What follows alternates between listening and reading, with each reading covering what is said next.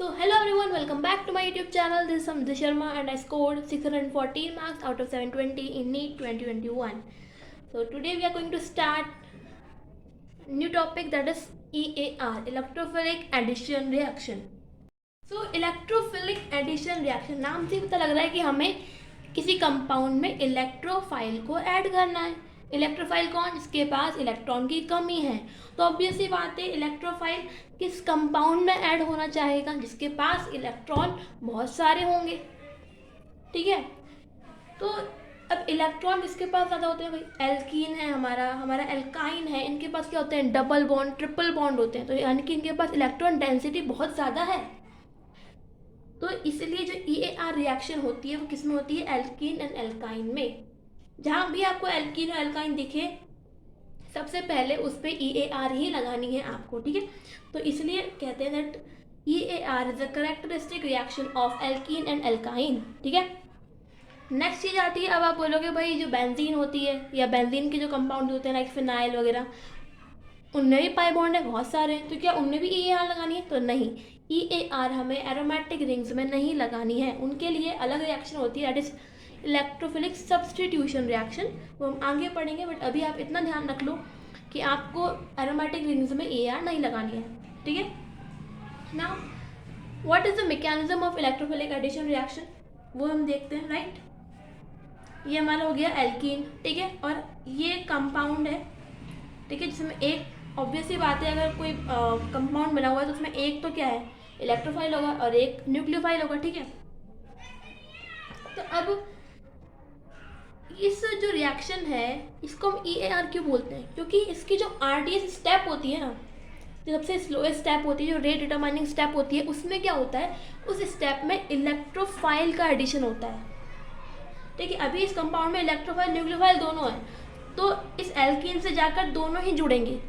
But जो RDS step होती है, उस स्टेप में इलेक्ट्रोफाइल का एडिशन होता है, और इसीलिए हम क्या बोलते हैं? इसे इलेक्ट्रोफिलिक एडिशन रिएक्शन। तो ये फर्स्ट स्टेप जो है, यही जो है इस मैकेनिज्म की सबसे स्लोएस्ट स्टेप होती है, और इसी स्टेप को हम क्या बोलते हैं? RDS बोलते हैं। और इसी स्टेप में क्या होता है? इलेक्ट्रोफाइल का एडिशन होता है। इलेक्ट्रोफाइल का एडिशन कैसे होगा? हम ये जो पाई बॉन्ड है, पहले तो ये ब्रेक होगा। राइट, अब पाई बॉन्ड के ब्रेक होने के भी दो चांसेस है। कैसे भाई? ये देखो, ये ऐसे है। अब यहाँ पे दो केस हमारे पास बनते हैं। एक तो इस पाई बॉन्ड के इलेक्ट्रॉन डेंसिटी या तो इस कार्बन पे शिफ्ट हो। ठीक है, तो कैसा बनेगा? तो इधर नेगेटिव इधर पॉजिटिव आएगा। राइट, या फिर इस पाई बॉन्ड की जो इलेक्ट्रॉन डेंसिटी है वो इस साइड शिफ्ट हो, तो कैसा बनेगा? कुछ इस तरीके से बनेगा। राइट, अब हमें ये सोचना है कि हम किस तरीके से इस पाई बॉन्ड को तोड़ें। तो इसके लिए हमें क्या देखना है? हमें देखना पड़ेगा कार्बोकैटायन की स्टेबिलिटी। हम देख सकते हैं यहाँ पे ये वाला कार्बोकैटायन ज़्यादा स्टेबल है, ये वाला। ऑब्वियस सी बात है, ये वाला ज़्यादा स्टेबल होगा, क्योंकि इसके पास अल्फा एच कितने होंगे? ये एक किससे जुड़ा हुआ है, किससे जुड़ा है, कि इसके पास 2 अल्फा एच है। इसके पास कितने हैं? इसके पास 2 से ज़्यादा अल्फा एच है। ऑब्वियस सी बात है, 3 तो इससे जुड़े हुए होंगे, 3 यहाँ जुड़े हुए होंगे, इसके पास ज़्यादा अल्फा एच है, यानी कि ये वाला जो है ज़्यादा स्टेबल है। यानी कि हमें कैसे तोड़ना है? इस साइड ऐसे तोड़ना है, यानी कि इधर वाले पे प्लस लाना है, इधर वाले पे नेगेटिव हमें लाना है। ठीक है, फिर क्या होगा? ले आए भाई। अब मैंने क्या बोला कि स्टेप फर्स्ट में क्या करना है? इलेक्ट्रोफाइल का एडिशन करना है। तो इलेक्ट्रोफाइल कहाँ आके ऐड होएगा? एनायन वाले पार्ट पे आके ऐड होएगा ना, क्योंकि उसको तो इलेक्ट्रॉन चाहिए, तो वो एनायन वाले पार्ट पे आके ऐड होएगा। तो यहाँ आके हमारा इलेक्ट्रोफाइल जो है इसमें ऐड हो जाएगा। राइट, और यही जो फर्स्ट स्टेप होती है इसकी, वो क्या होती है? RDS होती है। ठीक है, तो अब ये जो स्टेट बनती है ना इसकी, कार्बोकैटायन है और इलेक्ट्रोफाइल में जुड़ा हुआ है, ये क्या होती है? अनस्टेबल होती है, चार्ज होती है और अनस्टेबल होती है। और ये क्या है? ये इंटरमीडिएट है इस मैकेनिज्म का। इंटरमीडिएट कैसे? अभी फाइनल प्रोडक्ट थोड़ी ना मिला है अभी हमें, ऐसे ये चार्ज कंडीशन में तो प्रोडक्ट को नहीं छोड़ सकते, अनस्टेबल होता है। तो ये क्या है? ये इंटरमीडिएट है। तो आपसे पूछा जाएगा कि भाई EAR का इंटरमीडिएट क्या बनता है? तो आपको पता होना चाहिए कि EAR में इंटरमीडिएट बनता है कार्बोकैटायन। फिर अब पूछ ले आपसे कि EAR में जो इंटरमीडिएट बनता है उसकी ज्योमेट्री क्या है, उसका हाइब्रिडाइजेशन क्या है, तो इंटरमीडिएट का हाइब्रिडाइजेशन sp2 होता है, दिख ही रहा है यहाँ से 3 बॉन्ड है, कोई लोन पेयर नहीं है, तो sp2 हाइब्रिडाइजेशन। और ज्योमेट्री क्या होगी, ट्राइगोनल प्लेनर। ठीक है, ये आपको याद रखना है बिल्कुल। ये EAR में इंटरमीडिएट क्या बनता है, कार्बोकेटायन बनता है। ठीक है, फर्स्ट स्टेप हो गई। अब सेकंड क्या होगा भाई, इलेक्ट्रोफाइल तो हमने ऐड कर दिया। अब इसमें जो न्यूक्लियोफाइल है हम उसको ऐड करेंगे। न्यूक्लियोफाइल कहाँ ऐड होगा, जहाँ इलेक्ट्रॉन की कमी होगी। इलेक्ट्रॉन की कमी कहाँ पर है, ये जो कार्बोकेटायन है इसके पास इलेक्ट्रॉन की कमी है ना, तो यहाँ पे आके न्यूक्लियोफाइल ऐड हो जाएगा। ठीक है, तो सेकंड स्टेप में न्यूक्लियोफाइल का एडिशन हो जाएगा। ठीक है, अब यहाँ पे क्या है कि न्यूक्लियोफाइल इस साइड से भी अटैक कर सकता है और इस साइड से भी अटैक कर सकता है। अगर वो इस साइड से एक्ट करेगा, यानी कि इलेक्ट्रोफाइल के अपोजिट साइड से एक्ट करेगा, तो हमें एंटी प्रोडक्ट मिलेगा। और अगर ये न्यूक्लियोफाइल जहाँ इलेक्ट्रोफाइल है उसी साइड पर अटैक करेगा, तो हमें सिन प्रोडक्ट मिलेगा। ठीक है, और जो प्रोडक्ट हमें फाइनली मिल रहा है वो क्या है, न्यूट्रल है, यानी कि वो स्टेबल है। ठीक है, एक और चीज़, यहाँ पे जो कार्बोकेटायन बन रहा है इसका आप रीअरेंजमेंट भी करवा सकते हो। अगर इस कार्बोकेटायन के और ज़्यादा स्टेबल बनने के चांसेस हैं तो आप रीअरेंजमेंट भी करवा सकते हो, उसके बाद आप न्यूक्लियोफाइल को जोड़ोगे। ठीक है, सीधी सीधी स्टेप है। ये जो कंपाउंड जिसमें आपको जोड़ना है इलेक्ट्रोफाइल, उसका पाई बॉन्ड तोड़ो, और इसके ये इलेक्ट्रोफाइल और न्यूक्लियोफाइल के बॉन्ड तोड़ो। इलेक्ट्रोफाइल पे पॉजिटिव चार्ज आएगा, न्यूक्लियोफाइल पे नेगेटिव चार्ज आएगा। ठीक है, कार्बोकेटायन बनाओ, बॉन्ड तोड़ दिया, अब क्या करो, इलेक्ट्रोफाइल को ऐड कर दो। इलेक्ट्रोफाइल को ऐड करने के बाद क्या करना है, रीअरेंजमेंट हो सकता है, अगर पॉसिबल है तो रीअरेंजमेंट करो, और रीअरेंजमेंट करने के बाद आपको न्यूक्लियोफाइल जोड़ना है। ठीक है, आई बात समझ में, सिंपल सी बात है। बट यहाँ पे एक चीज़ है, लाइक अभी बहुत सारी EAR के हम एग्जाम्पल्स पढ़ेंगे, तो उसमें से कुछ रिएक्शन ऐसी भी आएंगी जहाँ पे सिर्फ एंटी प्रोडक्ट ही बन सकता है और जिनमें आप रीअरेंजमेंट भी नहीं कर सकते हो। ठीक है, वो मैं आपको आगे बता दूंगी कौन कौन सी रिएक्शन है। ठीक है, तो लेट्स स्टार्ट। अब आता है रिएक्टिविटी टूवर्ड्स EAR। ये कैसे देख लेंगे, ये हम देखेंगे स्टेबिलिटी ऑफ कार्बोकेटायन, यानी कि जो फर्स्ट स्टेप करने के बाद जो कार्बोकेटायन हमें मिला वो कार्बोकेटायन कितना स्टेबल है, उससे हम देखेंगे EAR की रिएक्टिविटी कितनी ज़्यादा है। ठीक है, जितना ज़्यादा कार्बोकेटायन स्टेबल होगा उतनी ज़्यादा क्या होगी, उस कंपाउंड की रिएक्टिविटी ज़्यादा होगी EAR के लिए। ठीक है, कुछ क्वेश्चन हम कर लेते हैं, ज़्यादा अच्छे से समझ में आ जाएगा आप लोगों को। ठीक है, तो ये हमारे पास क्वेश्चन है। अब क्या करेंगे भाई, कैसे चेक करें रिएक्टिविटी, कार्बोकेटायन बनाना पड़ेगा तभी रिएक्टिविटी चेक हो सकती है। तो कार्बोकेटायन बनाओ सब में, तो ऑलमोस्ट सब में आपको दिख रहा होगा कि आपको इस तरीके से ही पाई बॉन्ड तोड़ना पड़ेगा, राइट। ज़्यादा स्टेबल कार्बोकेटायन बनने वाला है, तो मैं कार्बोकेटायन बना रही हूँ, फटाफट से देख लो। एक कार्बोकेटायन हमारा ये बनेगा, फर्स्ट वाला जो है इसका। ठीक है, उसके बाद ये वाला कंपाउंड है, इसमें क्या बनेगा, कुछ इस तरीके से बनेगा।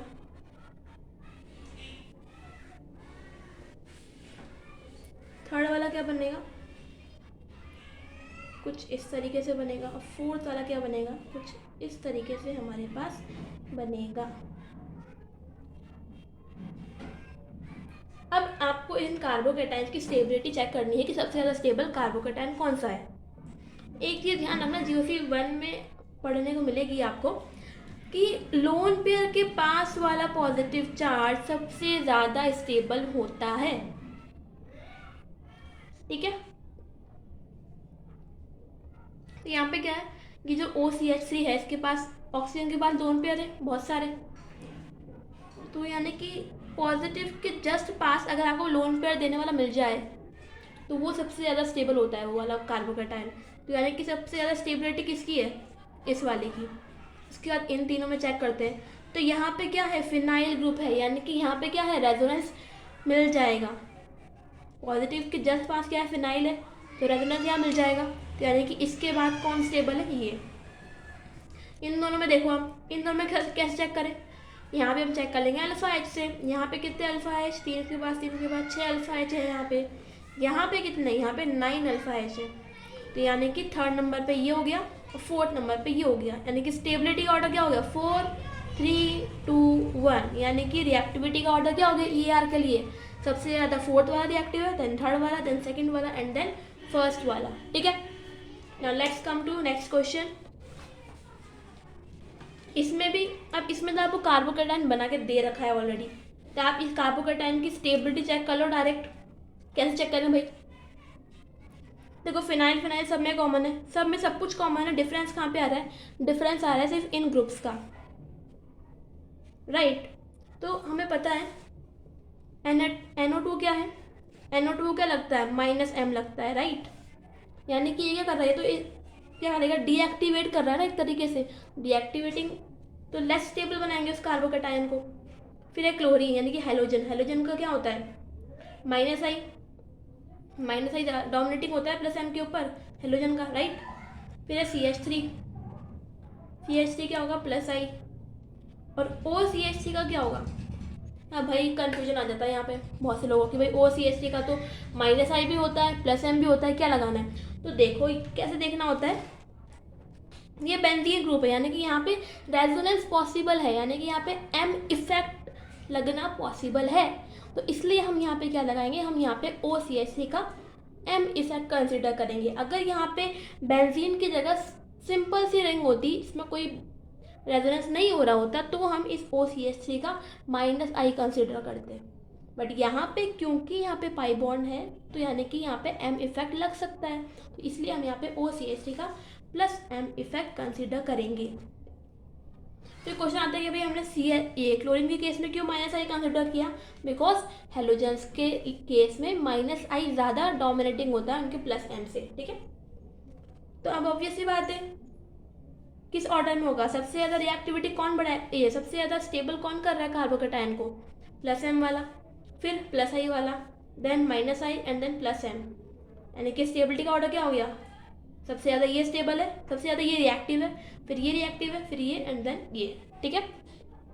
अब हम क्या करेंगे आगे? एग्जाम्पल्स ऑफ EAR डिस्कस करेंगे, यानी कि क्या क्या हमें ऐड करना है। जैसे हम कंपाउंड में HX ऐड करना सीखेंगे, X2 ऐड करना, X2 क्या है? लाइक हेलोजन है, X यहाँ पे क्या है? हेलोजन है, लाइक F2 ऐड करना, Cl2 ऐड करना, Br2 ऐड करना, वो इसमें सीखेंगे हम। HX में मतलब HF, HCl, HBr, HI, X मतलब हेलोजन। फिर H2O ऐड करना सीखेंगे हम आगे, फिर H2SO4 ऐड करना सीखेंगे, H2SO4 डाइल्यूट भी ऐड करना सीखेंगे और कॉन्सेंट्रेटेड भी ऐड करना सीखेंगे। एंड फिफ्थ एग्जाम्पल जो हम पढ़ेंगे EAR का, वो पढ़ेंगे 2 OH मॉलिक्यूल को ऐड करना, ठीक है। Now let's start. तो फर्स्ट क्या कर रहे हैं हम? फर्स्ट हम HX को ऐड करेंगे, ठीक है। H क्या है? यहाँ पे हाइड्रोजन है, X क्या है? यहाँ पे हेलोजन है, यानी कि हम हाइड्रोजन और हेलोजन को ऐड कर रहे हैं हमारे एल्कीन में, तो यानी कि रिएक्शन को क्या बोल देंगे हम? हाइड्रो हेलोजिनेशन, ठीक है भाई, ठीक है। अब ये हमारा एल्कीन है। जब मैंने जनरल मैकेनिज्म पढ़ाई थी तो मैंने क्या बोला था? सिंपल सी ट्रिक है। क्या है वो ट्रिक? इस पाई बॉन्ड को तोड़ो, ठीक है, इस HX के बॉन्ड को तोड़ दिया, ठीक है भाई, तोड़ दिया। फिर क्या करना है? फिर सबसे पहले हमें इलेक्ट्रोफाइल ऐड करना है, ठीक है। ये बॉन्ड कैसे तोड़ना है तुम लोग देख लेना कि भाई जिस फॉर्म में कार्बोकेटाइन ज़्यादा स्टेबल हो वो वाला कार्बोकेटाइन बनाना है।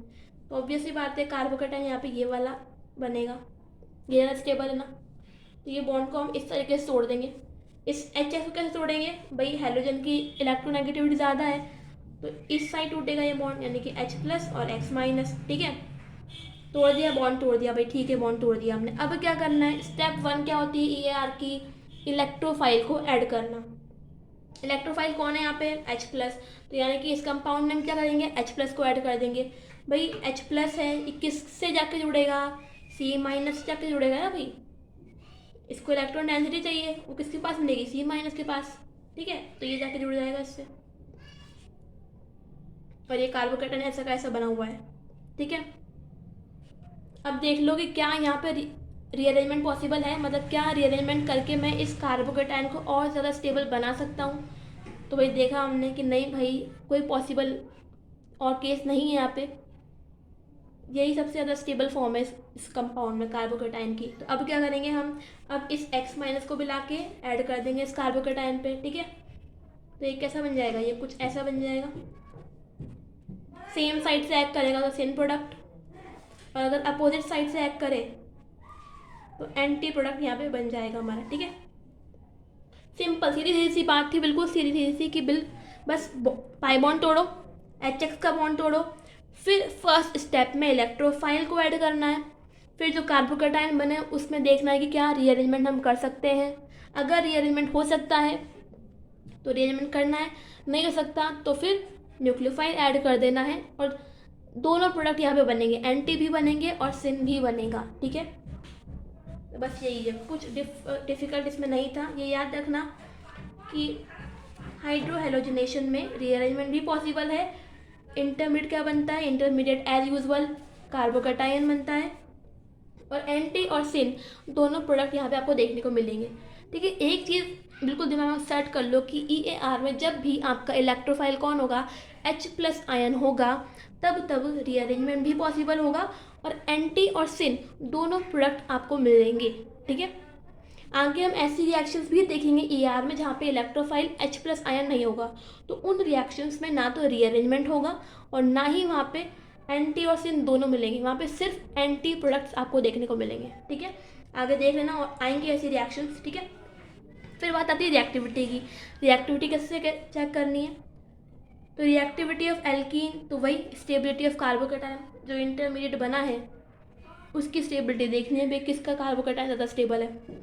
फिर आती है रिएक्टिविटी ऑफ HX, मतलब मैं आपको ये एल्कीन दे दूँ और मैं आपको एक बार दूँ HF, दूसरी बार दूँ HCl, तीसरी बार दूँ HBr, फोर्थ बार में दूँ HI, और फिर मैं आपसे पूछूँ कि बताओ कौन से केस में ज़्यादा फास्ट रिएक्शंस होगी, ज़्यादा रिएक्टिविटी आपको मिलेगी।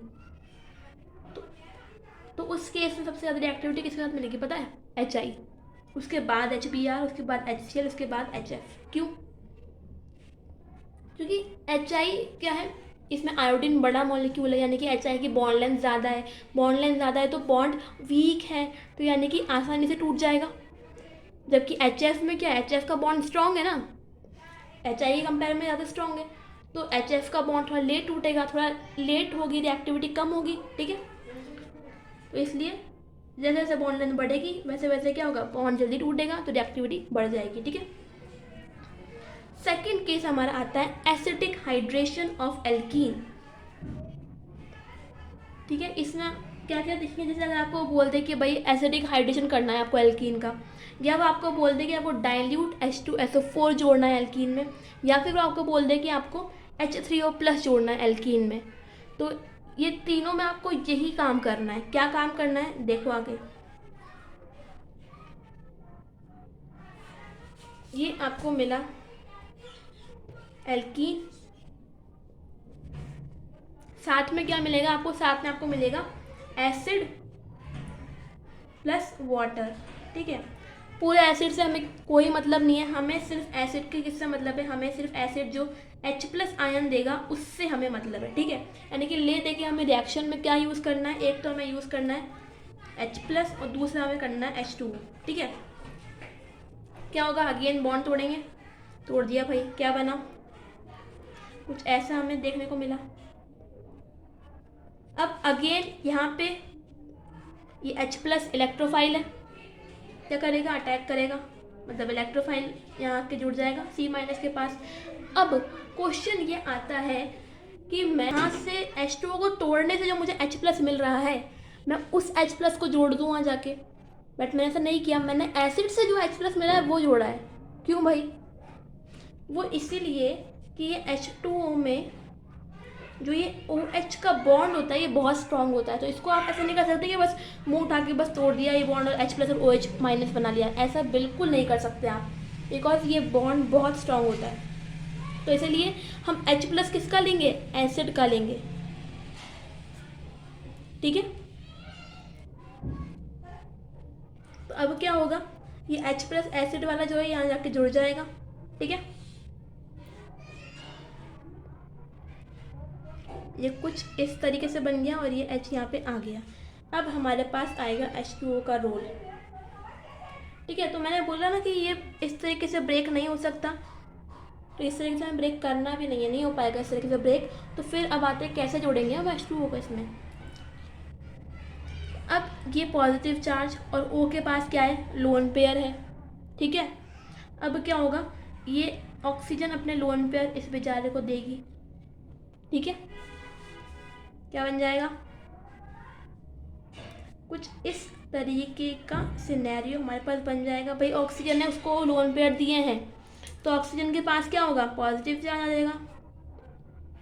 अब इतने ज़्यादा हाई इलेक्ट्रोनेगेटिव एलिमेंट के ऊपर पॉजिटिव चार्ज, ये तो बिल्कुल बर्दाश्त नहीं होगा, ठीक है। तो अब क्या करेंगे हम, अब हम करेंगे ये, इसको ऐसे ब्रेक कर देंगे इस बॉन्ड को,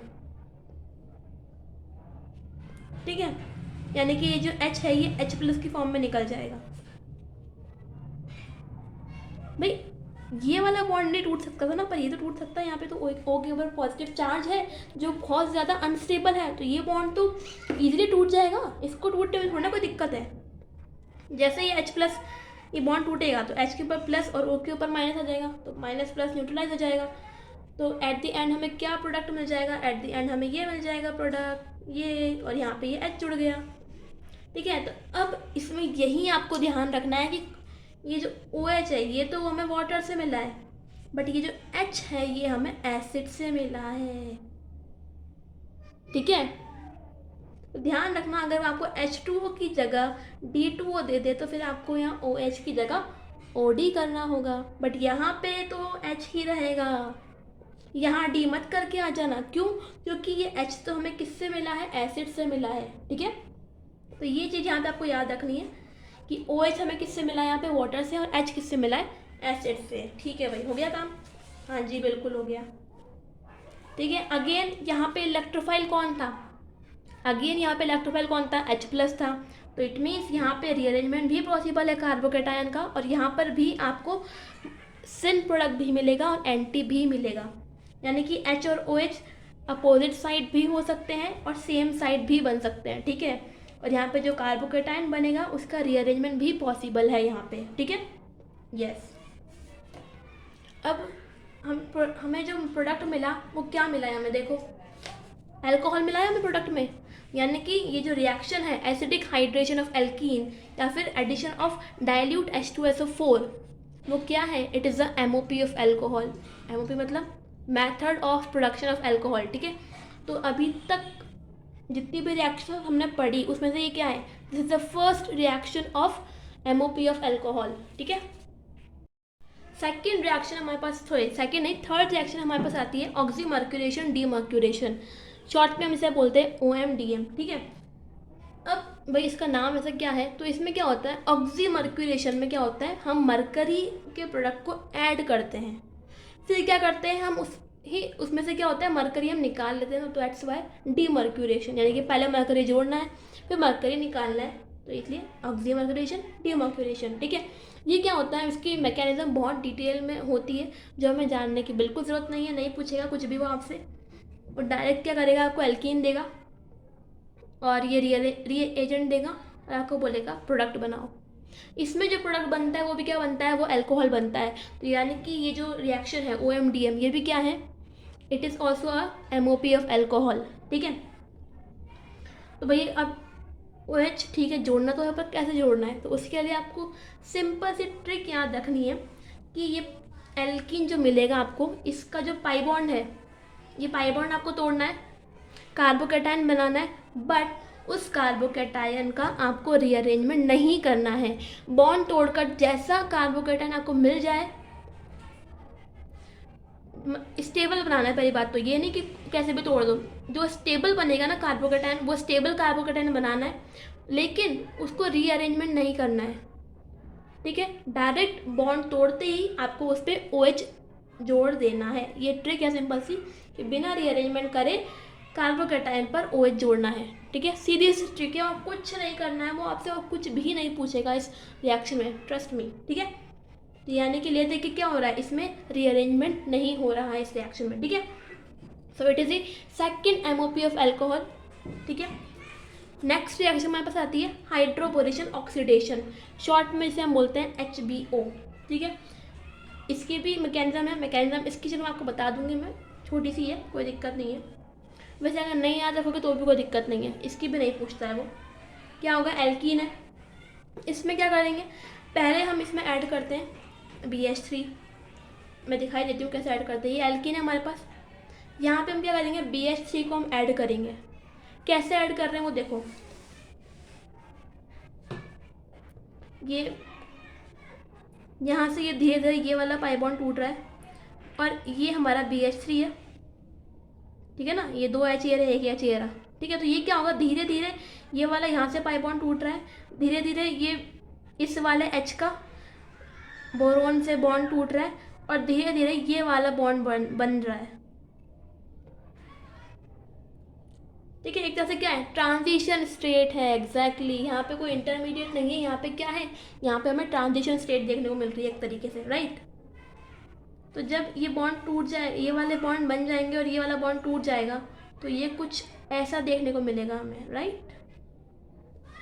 वही मैंने आपको दिखाया है कि जब ये ट्रांजिशन स्टेट में जो है, ये फिर ये जब ये बॉन्ड बन जाएगा और ये वाले बॉन्ड टूट जाएंगे, तो ये कुछ ऐसा दिखेगा, H और BH2। फिर क्या होगा, फिर हम इसमें ऐड कर देंगे H2O2, तो ये BH2 यहाँ पे OH से रिप्लेस हो जाएगा। अब कैसे रिप्लेस होगा, क्या होगा, वो नहीं जानना है, बिल्कुल भी ज़रूरत नहीं है। इतना जान लिया, इतना मैकेनिज्म वो बहुत है, मोर देन सफिशिएंट है। ठीक है, तो यानी क्या होगा, सीधा सिंपल सी बात याद रखनी है, ये एल्कीन है, उसमें हम पहले BH3 ऐड करते हैं, फिर उसमें H2O2 ऐड करते हैं और फाइनल प्रोडक्ट हमें ये मिलता है। अगेन यहाँ पे हमें एक अल्कोहल देखने को मिल रहा है, यानी कि ये हमारे कोर्स की 3rd MOP ऑफ अल्कोहल है। आगे भी बहुत सारी ऐसी रिएक्शंस आएंगी जहाँ पे आपको एज अ प्रोडक्ट क्या मिलेगा, अल्कोहल मिलेगा। ठीक है, अब अगेन OH जोड़ तो देंगे, ठीक है, पर कैसे जोड़ेंगे ये भी बता दो।